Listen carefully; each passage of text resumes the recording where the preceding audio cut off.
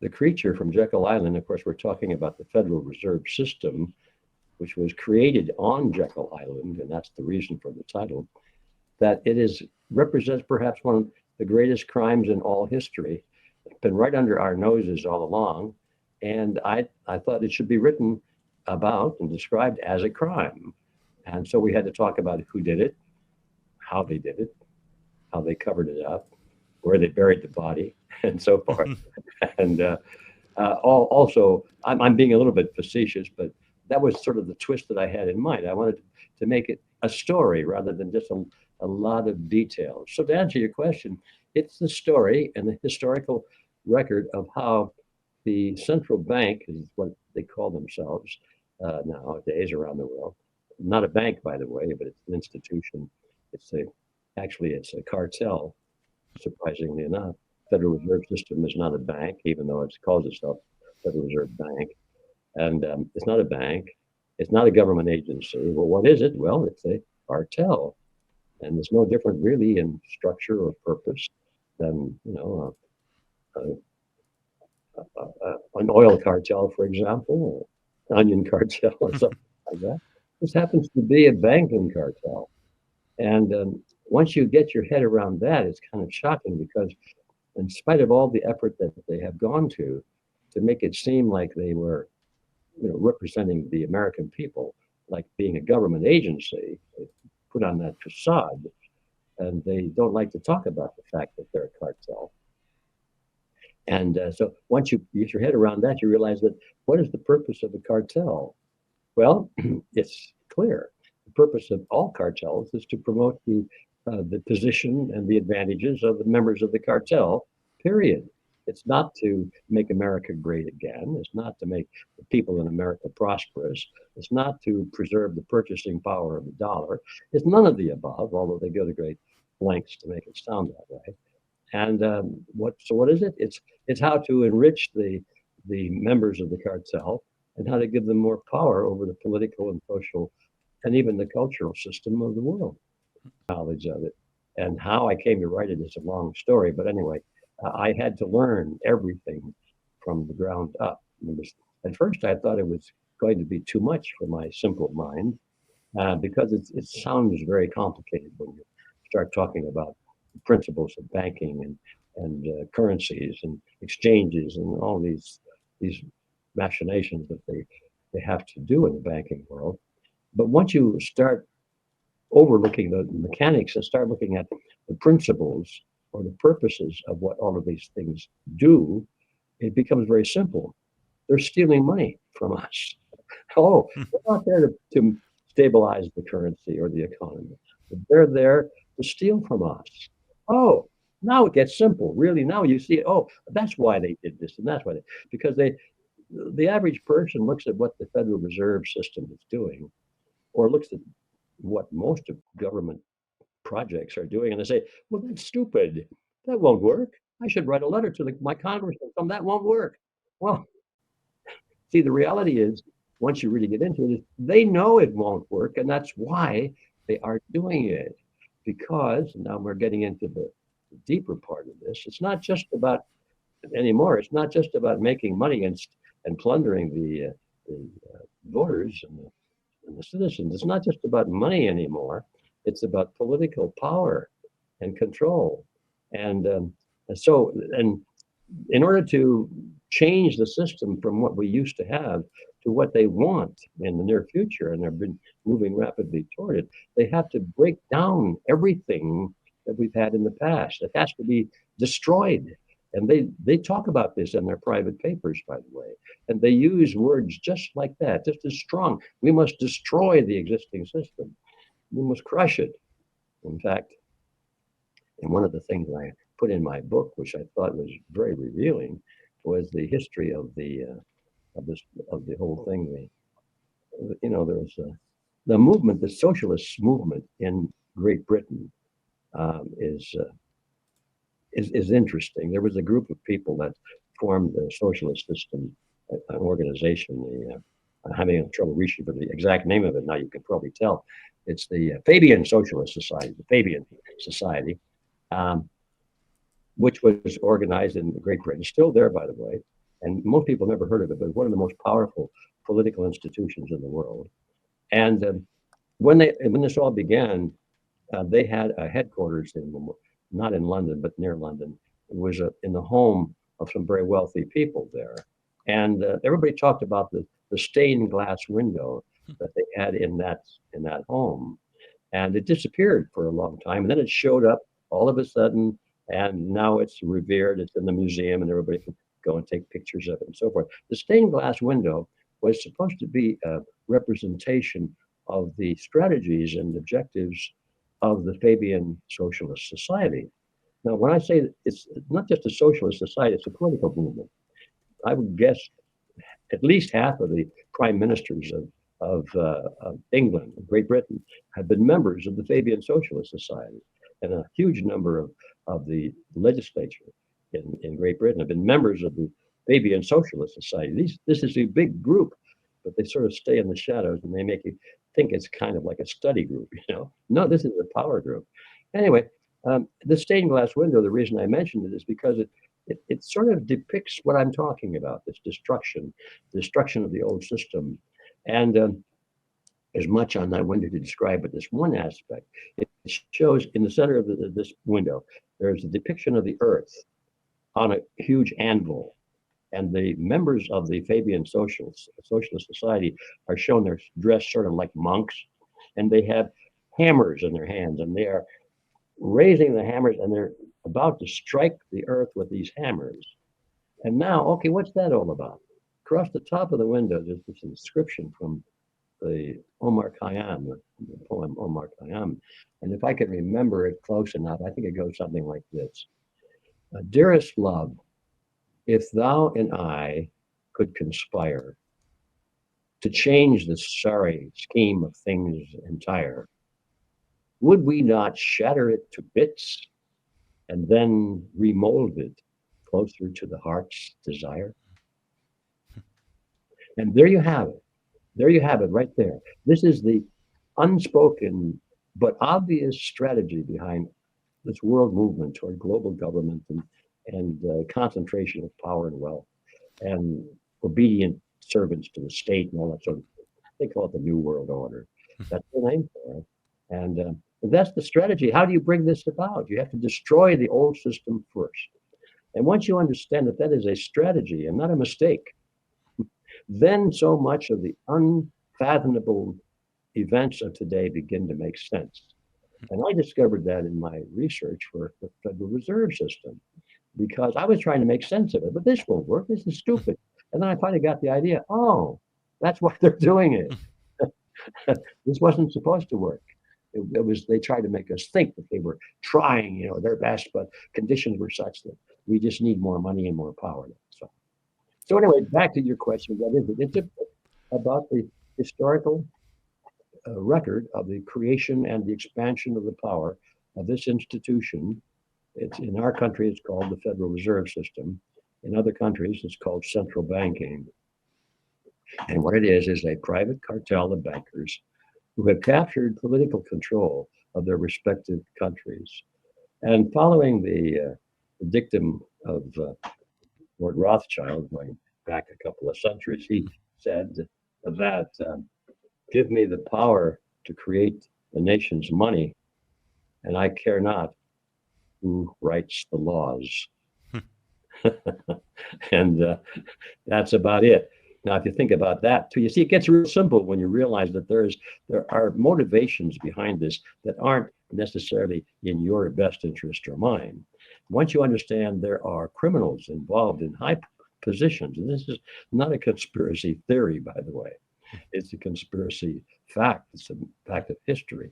Once you get that clear in your mind, you say, oh my gosh, I didn't realize that. Now everything begins to make sense. So I'll stop with that. That's what the book is all about. And I'll just add one more thing, is that most, if not almost all of it, I would say 99.2% or something of it, is not my editorial opinion or anybody else's editorial opinion. It's taken directly from the records, the written records, the speeches, the papers, the books that were and interviews that were made by the people themselves who created the Federal Reserve and who now are actually running it today.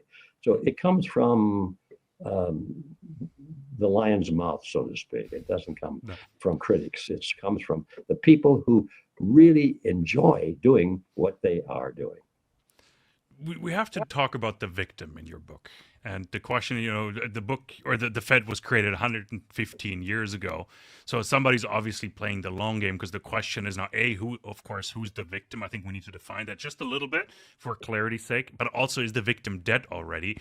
Or do we have a chance to save the victim if a clever character comes around with his sidekick and figures out a solution? I'm being a bit funny here, of course, but like who's the victim? B, like, is the victim already dead 115 years later? We have to talk about that. Well, that second one is going to be the interesting one. The victim obviously is the um, the masses, as Karl Marx liked to call them, the masses of the people, the average person who's just making a living, trying to enjoy life and provide for his family and do the best he can, have a little fun along the way, and do some good things, hopefully. Some a smaller group of people don't really care about doing good things. They just want to live off the backs and the efforts of other people. And now the interesting thing about history, at least as I see it, is that usually it's that second group, that little tiny group of psychopaths that want to have power over other people, and they want to literally enslave other people. They may not think of it as enslavement, but if they can just heavily tax them, that's the same thing. If you force people to work 50% of their lives to earn the money to pay the taxes, well, then you just made them a slave for 50% of their lives. They are now your slave. You don't think of it that way, but that's how it works out. And of course, if you get them to work 100% of the time, and all the product of their labor goes to you, now you are their slave master completely. So it's a question of variables. How much are you a slave, and how much are you forced to serve other people? And unfortunately, there are always a small group of people in society who are willing and anxious to step forward and become the center of this power movement. So where do we go with that? That's who are the victims. The victims are the people who are forced against their will to do things that other people want them to do. So it's always been that way, of course, from the very beginning. But the thing that has changed about that is that starting probably with the development of the printing press, a process began to change the thinking of the masses so that it was no longer acceptable to just say, hey, that's the way it is. You go along with it or you perish. That's the way it used to be. The conquerors always were the ones with the armies, had the superior weapons, and that was it. If you didn't like it, off with your head. But with the beginning of the printing press, the printing of the Bible, and then printing of other works, that the average person, if they could get a little education and learn how to read, began to think independently and began to think that maybe they were just as good as the masters who were telling them what to do. And it was a revolution that was very quickly um, enacted around the world. And sometimes people call it the Enlightenment, that period, where people began to think in terms of words like democracy, and the people would have rights. What an unusual thought that is, that the average person would have rights. And then the most revolutionary concept of all came along pretty much with the American Revolution, that not only that, but that the people's rights were above the rights of the people who were ruling the government officials. They were considered to be servants of the people rather than the people being servants of the masters. And that all happened in a really short period of time. And so there was a switch in the way in which this psychopathic minority came to power. It used to be they did it just with weapons and armies, and that was it. End of discussion. And there are places in the world today where that still is pretty much it. Even if it may not be armies, it could be gangs. There are places where criminality reigned completely. It might be the underworld, private armies in a sense. And there are places in the world where people don't even think about liberty or rights. They just don't have them. They don't even think about them. They're not even, in some places, I discovered that in some of the primitive societies, they don't even have a word for freedom. There's not even a word for it. It's not in their thought process. So anyway, back to the question, who is the victim? The victim are the average people who are not in that minority of that power-hungry group that wants to control the rest of society. And so the tactic, as I see it, that became prominent in this revolution was to convince people, convince the masses that becoming a slave or becoming subservient to the ruling class was in their own best interest. It became, in other words, a shift from physical, tangible warfare to psychological warfare. Sun Tzu, the famous Chinese philosopher and military strategist, comes from what, 500 BC or something period like that, wrote a book that's used in all of the military academies today, The Art of War. And one of the most fundamental principles, as I recall, in The Art of War, Sun Tzu said, supreme excellence in warfare is to defeat your enemy without having to engage him in battle. Well, think about that. If you can convince your enemy that resistance is futile, which is the goal of this whole thing, if it's futile, you don't have to fight him. And there were a lot of military strategies built on that. A lot of terrorism is deliberately done to convince the onlooking masses that resistance is futile and is horrible. So you don't even think about it anymore. But now that's not the psychological warfare I'm talking about. I'm talking about where they convince you that resistance is not only futile, it's stupid because it's in your own best interest what they are trying to do. So it becomes a psychological or informational war, a propaganda war, where people are told and taught and convinced that they have to ask for their own and submit to their own enslavement because it's for their own best interest. And so that's what we're dealing with. You come back now to the question, who is the victim on this thing? Well, they're all the people that fall for that. And that's just about everybody. And that's the kind of a warfare we're involved in the world today. So, but is the victim dead? Have they been Is the successful victim in dead? killing off the victim? That's the question. It's like because you framed it as a murder mystery, of course, who done it. So the question is, are we still in the torture phase where the smart detective is running around trying to find the victim, or is the victim long dead and we're just trying to catch our tail here? Well, let me just pause and ponder that for a moment. The victim, of course, is not one person. It's a huge group of people, most of the people on the planet. Well, obviously, not everybody is mentally dead to this strategy. People like you and I, we think we're aware of what's going on. And even though it's in many cases, it's unpopular to talk the way I'm talking, because that arouses the gum chewing public who don't think about these things. They just take everything they hear on the news as face value. If they think that a war is a good idea because there's some injustice going on someplace, they'll if you don't think a war is a good idea and you've been convinced that it's for the best interest of your country, well, then you're unpatriotic and you become the enemy. You see, if they can convince people that you, by resisting war, that you are unpatriotic and you hate your own country. That's a simple example, but you can change people's attitudes drastically with propaganda. It's become an art and a science. So now, not everybody is dead. Not all the victims are dead or anesthetized is perhaps a better way to say it. I think the great majority of people in the world have been so conditioned to this propaganda day in and day out, and they never hear any counter argument to it, that they have become anesthetized to the truth and anesthetized to the reality of what I've been saying here, because they don't want to hear that. That means that they've been fooled. They might even think that means that we think they're stupid and so forth. And no, they're not stupid. They've just been propagandized. I mean, I came out of school not anywhere clear with an understanding like this. I'm embarrassed to even think of some of the things I advocated as a student. I was just repeating what the teachers taught me and all that sort of thing. So nobody's immune to it, but fortunately, sometimes some of us have access to counter information, and we get to see the other side of the story. And if we're curious enough, we follow it, say, oh my gosh, I've been fooled.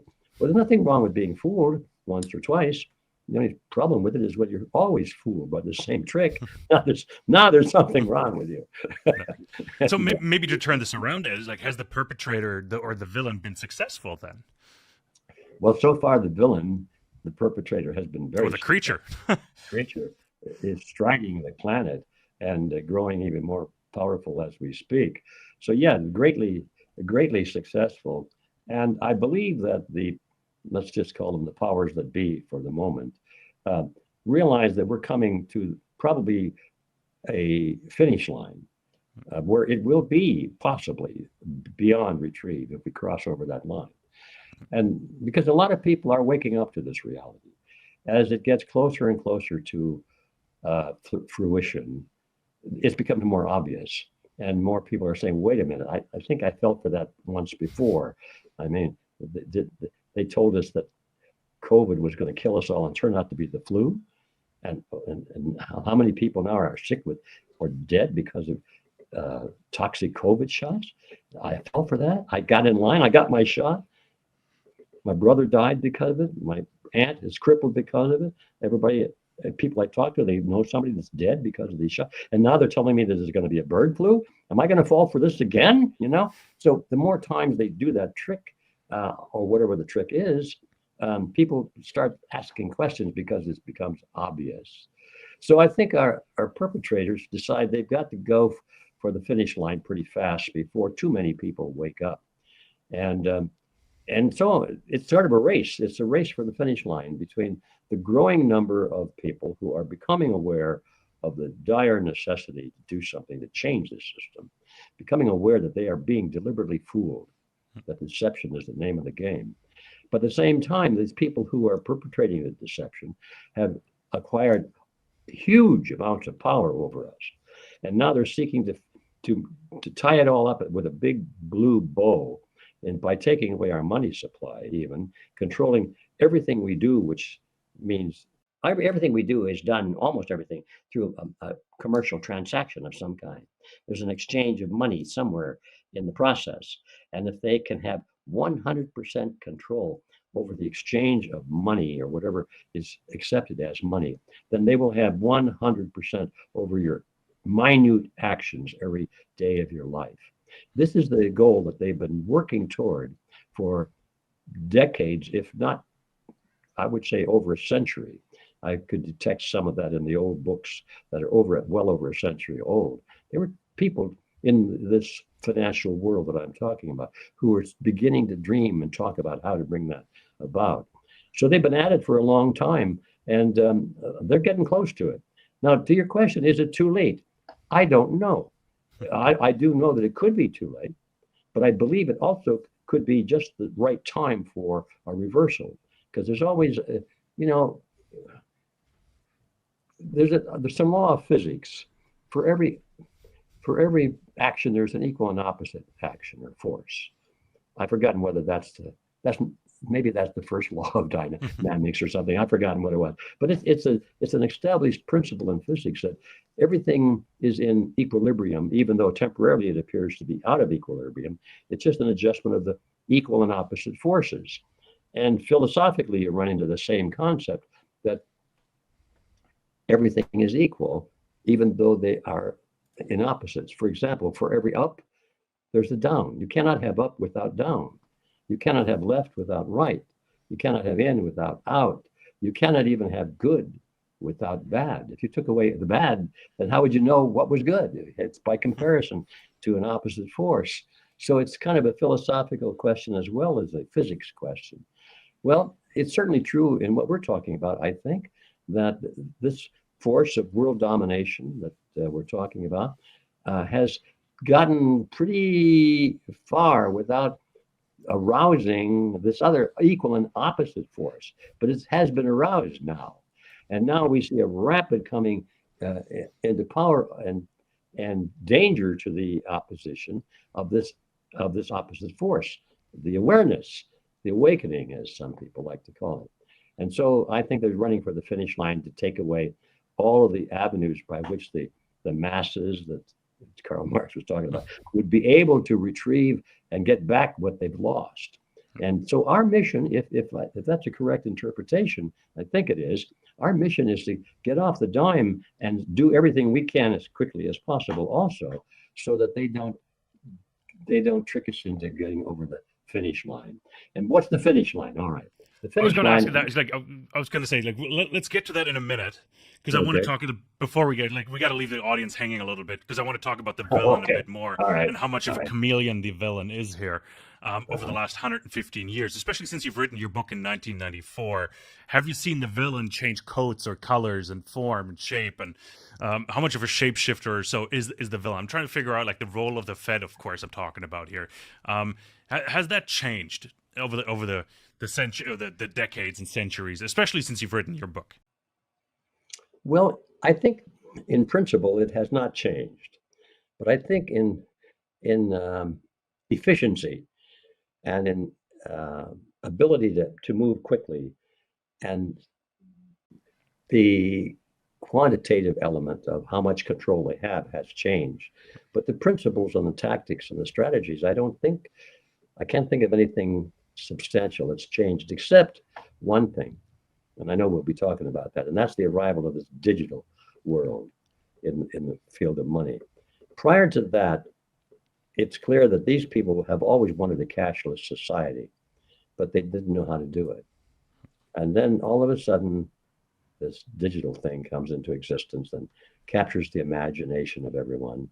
And I am personally suspicious that the whole thing was engineered in the beginning precisely by the very people who are now going to or planning to use it to their advantage for this total control mechanism. So if that assumption is correct, their first job would have to be to sell it to the people of the world as something being just the opposite of that. They'd have to sell it as a way of getting out from under the control of these big bad financial planners and controllers and despots. Get independent, get of those bad politicians and so forth. When in reality, it was those very people who were putting it together in the first place. Now, I think increasingly the evidence is coming up to prove that absurd analysis is correct. That it was really probably planned all the way from the beginning.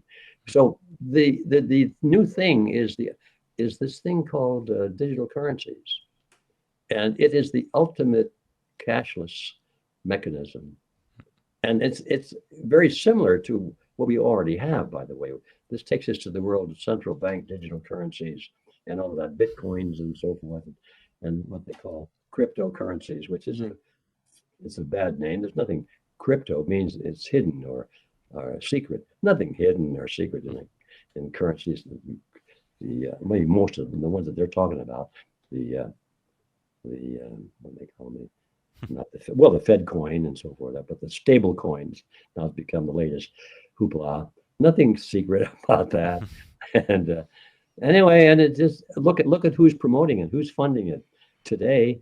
It's all the bankers. Every bank, every central bank in the world is in the forefront of developing these stable coins and these central bank digital currencies. So you're going to tell me that this whole thing was designed to put those people out of business, and they're the ones that are promoting it and putting it in place as quickly as they can?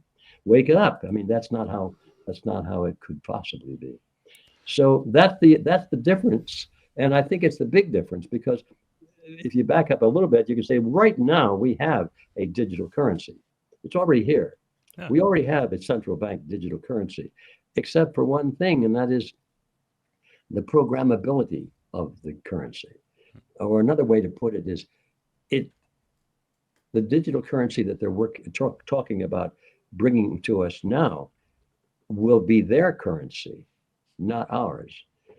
The present digital currency, like your credit card, let's say, it's theoretically your money because it can be converted into dollars, paper dollars. Now, even though they're not worth anything except maybe to light your cigarette with or something, or roll some tobacco on it, but even so, they still can be used as, they're yours. If somebody doesn't like you, if the government doesn't like you, and they take you out of, banking, you say, well, that's okay. I got dollars in my mattress, I've got a I've got a big barrel of $20 bills and buried in my backyard or something, or I've got an uncle who can give me some money that I loaned to him. As long as you have physical possession of money, it's not cashless. And even if the cashless society can be converted into physical money that you could say it's mine, I possess it, it's in my pocket, well, that gives you a door, an escape door to still be independent of the system if you want to be. It could be hard, but it could be done. But now with what they're talking about is no, there's nothing you can put in your pocket. And if they turn you off and they don't like what you're saying or doing, and they say you are a domestic terrorist or something like that because you didn't vote correctly. You're a trucker honking your horns, right? Yeah. Well, then that's a whole different story because now they can confiscate your home. They can confiscate your whatever you have in the way of physical property. They could put you in prison. They could even execute you. But let's just say they just want to starve you to death and punish you. They take away your money. Now, what do you have? You can't even go out in the street and sit there on the corner with a tin cup because there's nothing to put into the tin cup. Nothing. It's really a cashless society now. And yeah, you got to have those little sum up squares machines that you can tap your phone on, Yeah. To donate or anything. Yeah, right. It'll be turned off. I mean, you don't have the password anymore. So that's the thing that's different. And everything else is in flux. They gave us they talked about central bank digital currencies, and it scared everybody. So now the powers that be are saying, well, we're not going to do central bank digital currencies. Hooray! The masses, hooray! We're not going to do it. Oh, we forgot to notice that what they're going to do, though, will be exactly the same, except under a different name. It'll be probably done call it Trump coin or something. And I'm being funny here, by the way. So it'll be done through there's private no meaning behind it. But subdivisions. So I don't know. I'm rambling, of course, but these are the things that come to mind. That let's look at the larger picture, which is we're living in an era of deception, great deception. And we're struggling trying to figure things out on the basis of everybody being honest. That's the problem right there. Anytime you start questioning the veracity or the motives of these people, you're called a conspiracy theorist.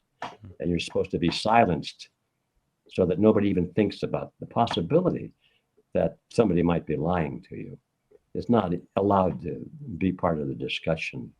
And this is psychological warfare. How do you break out of that? Let's maybe talk #end the Fed or end the Fed as well. Like, how do we stop this as well? Like, how do we rise up? Gold is probably an option, and I don't want to put words in your mouth here. So I'm curious, like, what's the way out of the system? I've been hearing end the Fed quite a bit. I struggle with what does the day one end the Fed +1 looks like? Look like for us. Well, okay, I think that's a good anchor point because end the Fed today means something different than what it did 20 years ago. A lot different.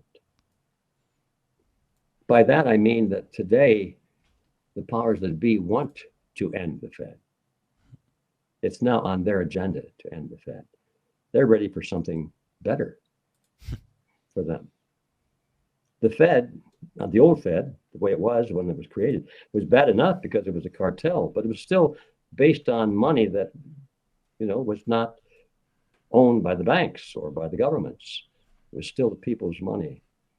But now the money is all going to be owned by the banking system and the financial institutions.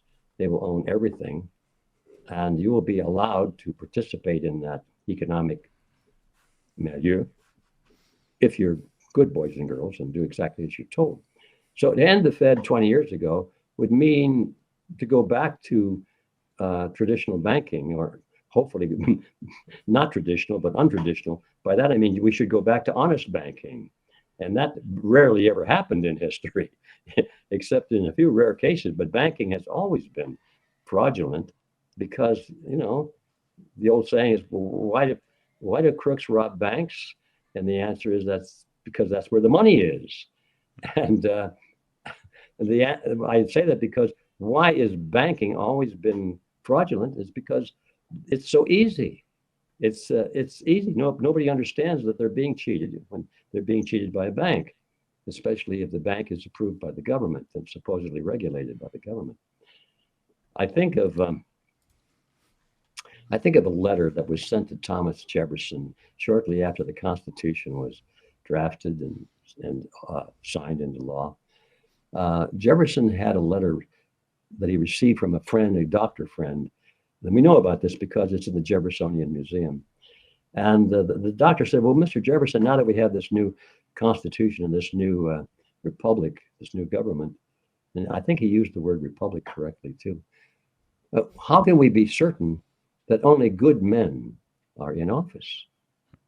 And Jefferson's response, magnificent, a little bit irate, he said something like this. He said, let us not speak to us, let us not discuss good men in office. Rather, let us bind men down with the chains of the Constitution. And there you have it. There you have the whole solution right there. In modern vernacular, Jefferson was saying, good men in office? You got to be kidding me. No, you're not going to find good men in office because governments and other institutions which are loaded with money and power, any institution with great wealth and influence over human activity is a magnet to the predator class. And all the crooks in the world, all the suede shoe artists, all the outright crooks, the murderers, the cheaters, the stealers, the warmongers are drawn to governments like a moth is drawn to fire. And if you think that you're going to have a government of good men in office, you're crazy. You're stupid. You don't understand human nature and you don't understand history. Let us bind men down by the chains of the Constitution. Let us assume that everybody in government is a crook. And we'll get along fine after that. And that is a mess. That it's not bad to be suspicious of evil people in places of great authority like that. It's natural. It'll always happen. So let's quit. Everybody in office is a scoundrel and we'll get along fine. So okay. Having said that, why did I go into that? Is because when we come to solutions, whatever it is, it cannot be based on faith in the goodwill and the good and the honesty and integrity of the men and women in political positions. If we do, we lose. Having said that, then where do we start?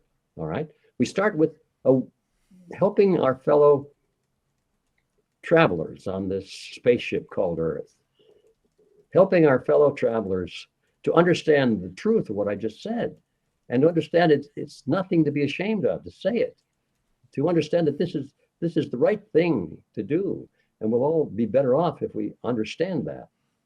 And then the next thing is that how do we revamp the system legally using the system? The Constitution is still battered though it is, it's still there if people will honor it.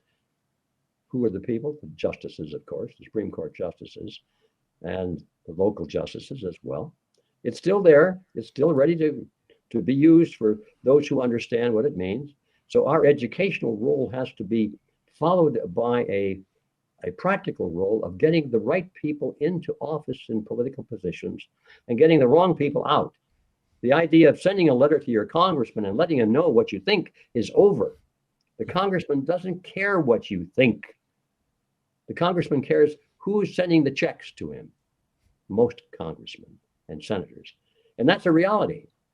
And until you face that reality and change your solutions to conform with that reality, you cannot win.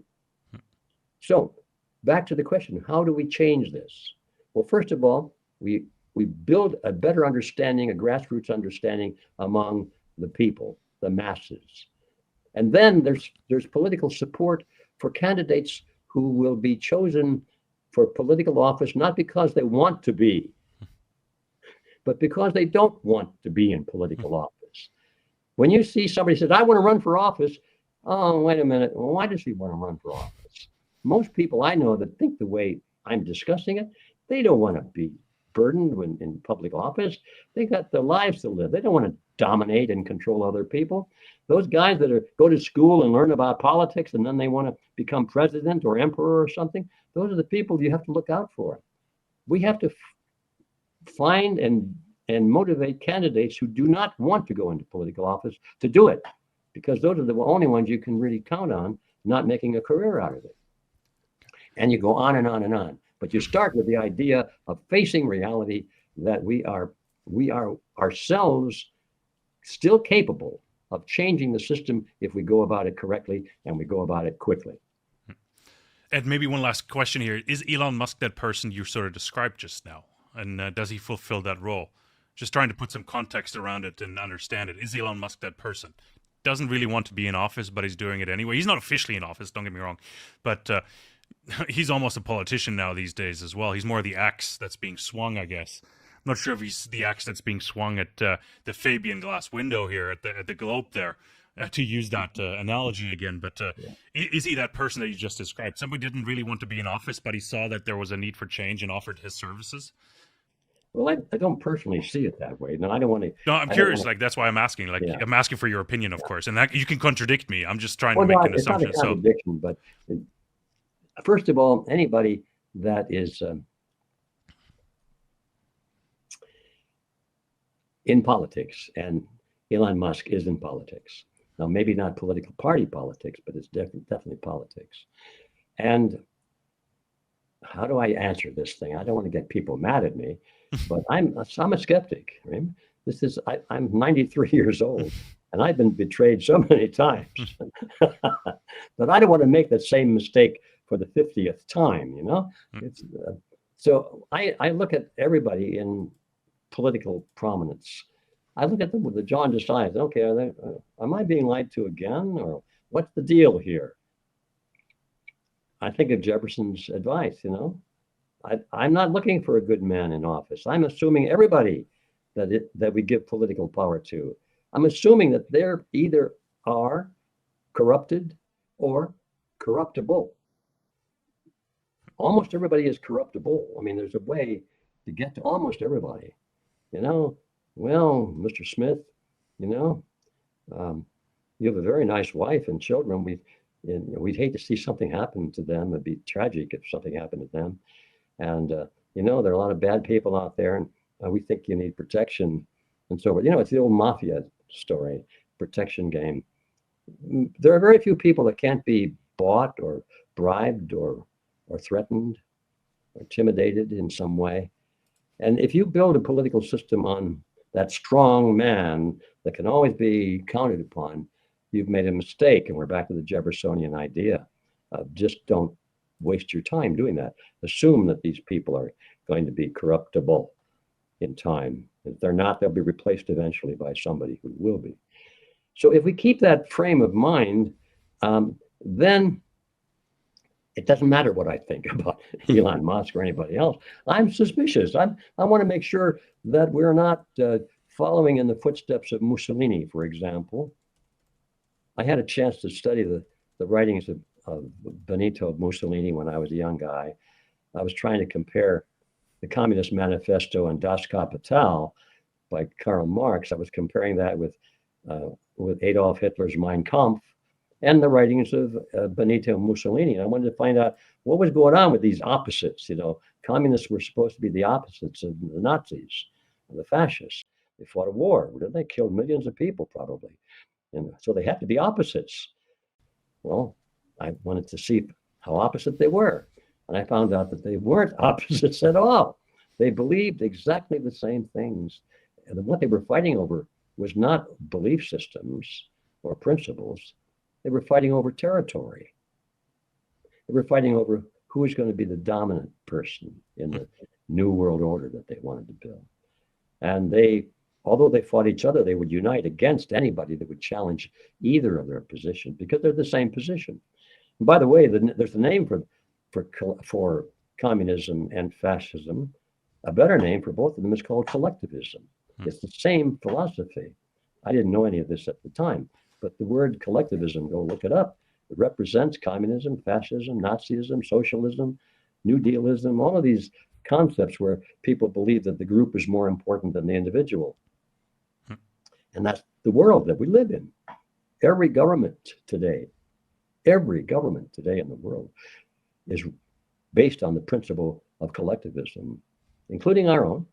So we argue over the left and right. It makes no difference. Republicans, Democrats, leftists, rightists, conservatives, liberals, all of these words, they don't mean anything, but you start talking about collectivists and individualists, now you've got something. So that's part of our educational mission, is stop using those mushy words and use words that can be defined in the dictionary, and then choose sides. Now you're ready to choose sides. But if you have to choose between being a fascist or a Nazi, what's the choice? You lose either way. You come out to lose. If you have to choose between Republican and Democrat, look at the historical record, my friends. Over the years, there's been zero substantial change. A lot of debates, a lot of talk, a lot of fire and brimstone, and sometimes little things happen, then they unhappen. One regime will make a change, and then the next one will undo it, back and forth. Kind of reminds me of back in the day when television was first being available to the middle class. My grandmother became a fan of wrestling. I think it was on Saturdays they had wrestling matches. And occasionally I'd be there at my grandmother's place, and she'd be in front of that TV set, and she'd get so ramped up over these wrestling matches. And looking back on it, it was kind of funny. One of the wrestlers would always be dressed with an American flag or something like that. His hair was combed, usually a blonde guy. And that was a nice smile. He was nicely shaved and he was clean. Then there was a guy with a swastika on his arm or something like that. Really burly guy, and dirty and mean looking, scars on him, and they're growling and snarling. And he was a dirty fighter. And I can remember my grandmother saying, she was always rooting for the American flag. Of course. Look out behind you, and boom! And these guys would throw each other occasionally right out of the ring, out of the floor. They hit the chairs. Think, wow, those guys are hurting each other. What I didn't realize is what I learned later is that both of those guys work for the same company. They're both hired by the same company, and they both had the same trainers, and they were told who was going to win the match. But they were also told to make a good fight. Make it a good fight, because otherwise the people won't come. All right, there's your model for politics. Need I say more? No. Plenty said. Plenty is said, Ed.